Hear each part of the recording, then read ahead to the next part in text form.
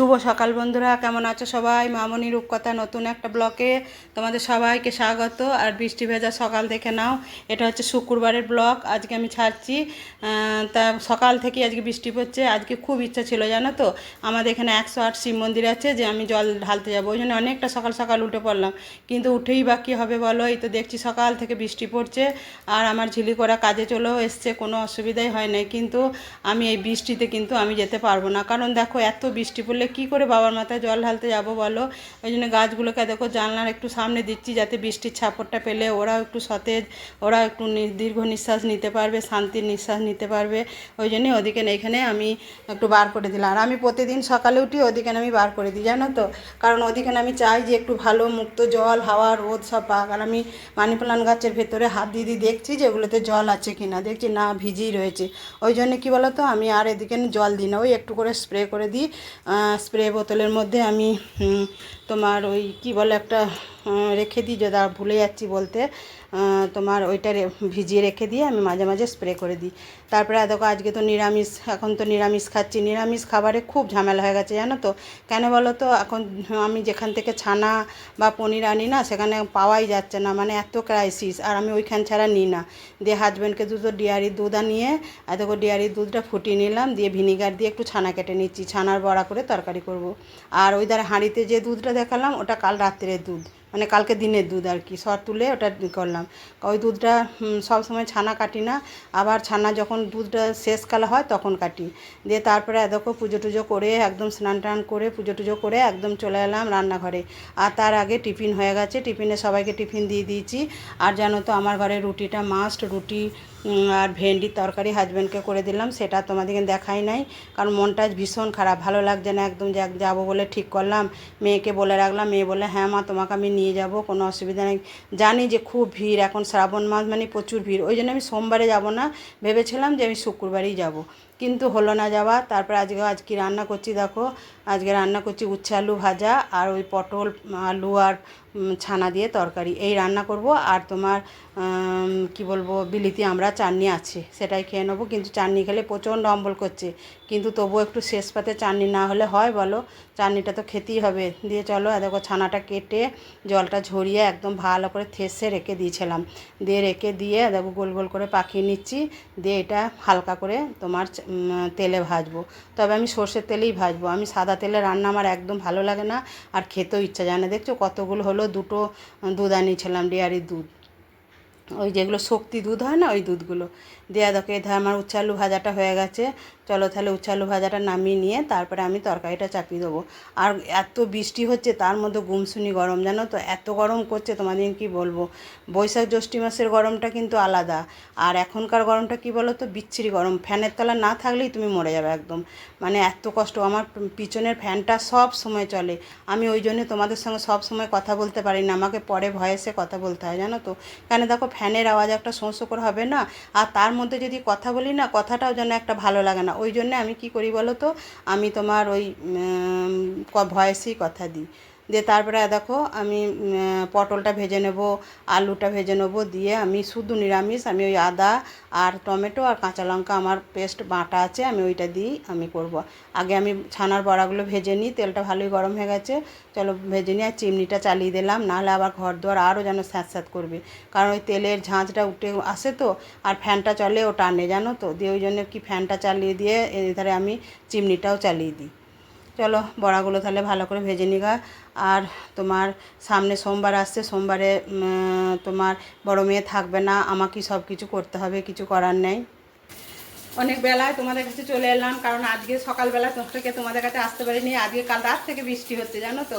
আজকে ভেবেছিলাম যে তোমার আজকে আমাদের এখানে 108 শিব মন্দির আছে, আমি বড় মেয়েকে বলেছিলাম যে আজকে আমাকে তুই নিয়ে যাবি, যে ওখানে গিয়ে আমি জল ঢেলে আসবো। সব মানে ঠিক ও মনস্থিরও করেছিলাম সব কিছু, কিন্তু বাবা না চাইলে তো কিছুই হবে না, ওর কৃপা না হলে, ওর দয়া না হলে তো কিছুই হবে না। লাড্ডু এত চিৎকার করবে, একটু কথা বলতে পারি না জানো তো। কোথায় গিয়ে কথা বলবো, বাইরে আওয়াজ, ঘরে আওয়াজ, মানে রাস্তায়, আমাদের রাস্তার কিছুটা দূরেই বাড়ি, তো গাড়ির আওয়াজ, ওই ট্র্যাক্টরের আওয়াজ, এত আওয়াজ কথা বলতে পারি না। আর পাখিগুলো চিৎকার করছে, ওদের আওয়াজটা তবু নেওয়া যায়। যে যাই হোক, যাবো বলেছিলাম, যাওয়া হলো না। কো এত বৃষ্টি পড়ছে, আমি এই বৃষ্টিতে বাবা আমি বাইরে বেরোতে আমার ভালো লাগে না। ওই গা হাত একদম ভিজে যাবে, এসে কেমন একটা বিচ্ছিরি ওয়েদার, আমার ভালো লাগে না। দিন যাইনি, দেখি যদি এর মধ্যে হয় তাহলে একদিন যাবো, আর নাহলে এখন আর যাবোই না। পরে শ্রাবণ মাস কেটে গেলে একদিন বরঞ্চ রোদ রোদ উঠলে খরা শুকনো হলে তখন যাব। আর এখন যাওয়া মানে কি বলো তো, ওই ফুল বেলপাতা জলে পা দিয়ে দিয়ে বাবার মাথায় জল ঢালতে হয়। কারণ এখন তো এত পুণ্যার্থী আসে, তেমন দেশ বিদেশ মানে অনেক দূর দূর থেকে আসে, জানো তো। মানে একদম বর্ধমানে বিখ্যাত 108 শিব মন্দির, 108 নয় 109 শিব মন্দির, 108 শিব মন্দিরই বলে, কিন্তু আর একটা শিব আছে। দিয়ে যাই হোক, যাওয়া হলো না। ঘরেই এমনি পুজো টুজো করে তারপরে তোমার এরকম রান্নাঘরে চলে এসেছি। আর আজকে কি রান্না করছি, ছানা বলছি, ছানা আনতে এখন যাচ্ছে না, কারণ এখন ছানা পাওয়াই যাচ্ছে না। যে ছানা বিক্রি করে খুব ক্রাইসিস ছানা পনিরের, আমি যেখান থেকে আনি আর কি, আমার ওইখান থেকে ছানা পনিরটা খুব ভালো হয়, কিন্তু ওখানে খুব ক্রাইসিস বলে আনলাম, দুধ আনালাম ডেয়ারির, দিয়ে সেটা ছানা করলাম। ছানা করে তোমার ছানার বড়া করে, তোমার পটল আলু, নিরামিষ তো, পটল আলু আর ছানার বড়া দিয়ে তরকারি, আর উচ্ছে আলু ভাজা, আর বিলিতি আমরা চাটনি আছে, এই দিয়ে ভাত খাবো। আর লাড্ডুর জন্য তো চিকেন হবেই, লাড্ডু তো চিকেন ছাড়া খাবে না বলো। আমি না খেলে ওর জন্য আমাকে করতেই হবে। ওই জীব সেবাই আমার শিব সেবা হয়ে যায়। ওকে সেবা করা মানেই আমি জানি ঈশ্বরকে সেবা করা। তোমাদের কালকে একটা ঘটনা হয়েছে, আমি পরে বলছি, দাঁড়াও আমার রান্নাটা হয়ে যাক দিয়ে আমি বলছি। কালকে জানো তো, কালকে কি হয়েছে, আমি নারকেল নিয়ে এসেছিলাম, দুটো ফাটিয়ে নিয়ে এসেছিলাম নারকেলটা, যে নাহলে পচা বেরোয় তো। দিয়ে নারকেলটা আমি কালকে কুঁড়ে আমি গোপালের জন্য নাড়ু করতে গেলাম, দিয়ে আমি গোপালের নাড়ু করছিও। দিয়ে কালকে আমার সিনের কলটা দিয়ে জল বেরোচ্ছিলো না, ওর মানে যেখান থেকে জল বেরোয় না সেখানে একটা পোকা আটকে গিয়েছিলো। দিয়ে একদম দুপুরের পর থেকে জল বেরোচ্ছে না। দিয়ে আমার যে কল মিস্ত্রি আছে তাকে আমি ফোন করলাম, এসেছিলো, দিয়ে ও বাগালো। দিয়ে ও ঘরে ঢুকিয়ে বলছে, বাবা কাকিমা এখন তো পুজো নয়, তাও তুমি নারকেল নাড়ু করছো? আমি আমার গোপালদের জন্য করছি বাবা। দিয়ে তখন বলছে দিয়ে ও আমরা ইয়ে করলো, তোমার কলটা বাগিয়ে দিয়ে যখন ওর সঙ্গে কথা বলতে গেলাম, আর আমার নারকেল নাড়ুটা তলায় লেগে গেল, জানো তো। দিয়ে একটা পুরা একটুখানি গন্ধ বেরিয়ে গেলো। দিয়ে আমি যে এটা তো আর গোপালকে আমার দেওয়া যাবে না। দিয়ে আমি ওকে আবার একটা পলিথিনে করে আমার এতটা হবে নারকেল নাড়ু আমি দিলাম। দিয়ে আমার মেয়ে বলছে, বড় মেয়ে, মা ওই তোমার বড় গোপাল ওই খেয়ে নিল, দেখো জ্যান্ত গোপাল খেয়েছে, তোমার পুতুল গোপাল খায় নাই। আমি তাই বটে বাবা, ওর মনে হয় আত্মাটা খেতে যেন নারকেলের নাড়ুর গন্ধ এমনই না, যত দূরেই করুক দেবে গন্ধটা এলে মনে হয় একটু খাই আর গরম। দিয়ে ও খেলো, আমার অতি মনটা শান্তি হলো, ওতেই আমার তৃপ্তি হয়ে গেল। আমি বললাম যে আমার ঘরের মানে ঠাকুর গোপাল না খেতে পেলো, আমার জ্যান্ত গোপাল তো খেয়েছে, আমি দিলাম, আমার মনটা তৃপ্তি হলো। সত্যি বলছি, আমার খুব ভালো লাগলো। কালকে আমার মনে হলো যে আমি আসল গোপালকেই খাওয়ালাম। দেখো, মানুষের মধ্যে ঈশ্বর বিরাজ করে, আমরা দেখতে পাই না, শুনতে পাই না, তাই এবার যারা বদমাস, যারা খারাপ, তাদের মধ্যে কি কিন্তু ভালো মানুষও তো আছে। আর ঈশ্বর মঙ্গলময়, ঈশ্বর মঙ্গল ছাড়া আমি ভাবি বা জানতে, আমি এইটা বুঝি যে আমি কি বলতে পারছি না, তোমার থতমত খাচ্ছি, দেখছি তো, যে মানুষের মধ্যে ঈশ্বর বিরাজ করে। আমি মানুষকে সেবা করতে, যত্ন করতে খুব ভালোবাসি। যাই হোক, আমি ওকে খাইয়েছি, আমার তৃপ্তি হয়েছে। আমি আর গোপুসোনা দিকে দিতে পারিনি। হাজব্যান্ডকে আবার বললাম যে তুমি দুটো নারকেল নিয়ে আসবে, আমি আবার দাঁড়িয়ে থেকে এখানে করব, আমি কি কোনো জায়গা সরে, আর ইন্ডাকশানে করছি তো, ওই জন্য আরও তলাটা লেগে গেল, জানো তো। ঠিক আছে, চলো, অনেক বকবক করলাম, এবার রান্নাটা করে নিই। আর এখন বাজছে কটা জানো তো, এখন বাজছে 12:30, 12:30 বাজছে। রান্নাটা করে নিয়ে আবার তোমাদের সাথে বকবক করবো। অনেক দিন তোমাদের সাথে বকবক করিনি, অনেক দিন এখন এই শ্রাবণ মাসটা কি বলো তো, সোমবারে একটা শিব পুজো করবো, সেই মনের মধ্যে একটা কি করব না করব, কখন বাজার যাব, কি আনবো না আনবো, এইটা মনের মধ্যে ইয়ে আসছে তো। দিয়ে আর তোমার কি বলবো, মানে সামনাসামনি যে একটু কথা বলবো বলতে পারছি না। একটা শাড়ি কিনে নিয়ে এসেছি, তোমাদের দেখাবো। আর আগে 2-3টে কেনা আছে, সেগুলো তোমাদের দেখানো হয়নি, না দেখি যে আমার মনে নাই, তা হলো তোমাদের একবার করে দেখাবো। চলো তাহলে আমি রান্নাটা করি। পুজোর বাজার এখন একটু একটু করে হচ্ছে। আর যে ব্লাউজের পিসগুলো কিনে নিয়ে এসেছিলাম, দেখিয়েছিলাম, সেগুলো সব আরও ঘরে আমার 3টে ছিল কাঁথা স্টিচে, গুজরাটি স্টিচ, কাঁথা স্টিচ, সেগুলো আমি তৈরি করতে দিয়েছি। একটা চুড়িদার তৈরি করতে দিয়ে এসেছি, সেগুলো সব তৈরি করে আসুক, সেগুলোও দেখাবো, এক একে সবই তোমাদের দেখাবো। আর আমার গুনু সোনা আসবে, জানো তো। গুনু সোনা হলে আমার ছোটো মেয়ের মেয়ে জামাই সব আসবে। আমার তো এখন থেকে খুব মজা হচ্ছে, তোমাদের সাথে দেখাবো আমার গুনু কত বড় হয়ে গেছে। তারপরে দেখো, তোমাদের সাথে বকবক করতে করতে প্রচণ্ড জল পিপাসা পেরে গেল। দিয়ে বড় মেয়েকে বললাম একটু ঠান্ডা জল দিয়ে দেখিনি খাই, আর গরমটাও তো প্রচুর পড়েছে, সবসময় একটু ঠান্ডা জল না হলে না আর ভালো লাগে না। আর আমরা খুব জল খাই, জানো তো। আমার আর বড় মেয়ের জন্য ফ্রিজে সবসময় ঠান্ডা জল ঠান্ডা থাকে। তারপরে দেখো, আমি পটলটা ভেজে নিলাম, দিয়ে এবারে আলুটা ভেজে নেবো, আর একটু অল্প করে তেল দিয়ে দিলাম। দিয়ে আলুটা ভেজে নিয়ে তোমার তারপরে 5 ফোড়ন, তারপর শুকনো লঙ্কা এসব দিয়ে একদম মশলা দিয়ে কষে চাপিয়ে দেবো। আর নিরামিষ রান্না কি করবো বলো তো, নিত্যদিনের রান্না কি তোমাদের দেখাবো? তাও তো আমি যখন ব্লগ করি, আমি যখন ভিডিও করি, রান্না ছাড়া কি দেখাবো বলো?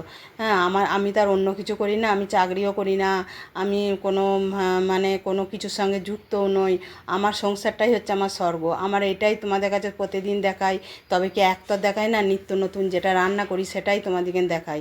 এর বাইরে তো আমার কিছু জগৎ নাই। আমার যেটুকু জগৎ, আমার জগৎটা যতটুকু, আমি তোমাদেরকে ততটুকুই দেখাই। আমার জগৎ হচ্ছে আমার এই সুখী গৃহকোণটা, আর তোমার হচ্ছে আমার ছাদ বাগান, আমার লাড্ডু, আমার মাছ, আমার পাখি, আমার সন্তানরা, এটাই হচ্ছে আমার সুখী গৃহকোণ।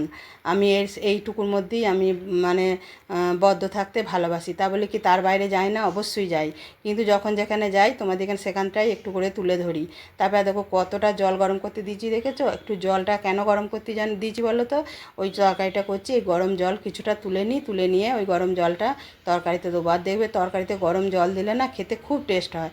ওই জন্য আমি সবসময় হাঁড়িতে এক হাঁড়ি করে জলই ধরে রাখি। আমি গরম করে নিয়ে কিছুটা তুলে নিয়ে তারপরে আমি চালটা দেখো কিছুক্ষণ ভিজিয়ে রেখেছিলাম, দিয়ে ভিজিয়ে রেখে ধুয়ে দিয়ে দিলাম। আর তোমরা সবাই দেখবে ভাতের চাল যদি 2 মিনিট ভিজিয়ে রেখে দাও না, সেই ভাতটা এত সাদা হবে আর ভাতটা এত লম্বা লম্বা হবে না, তোমাদের কি বলবো। এটা আমি জানতাম না, আমি ইউটিউব দেখেই শিখেছি। কিন্তু আগে ভাবতাম চাল ভিজিয়ে রেখে ভাত করে না কি ভালো হবে না, স্বাদ হবে না। তারপরে কি তোমরা একবার সে চটকে চটকে ধুয়ে দিয়ে ফেলবে, হালকা হাতে ধুয়ে ফেলে দেবে।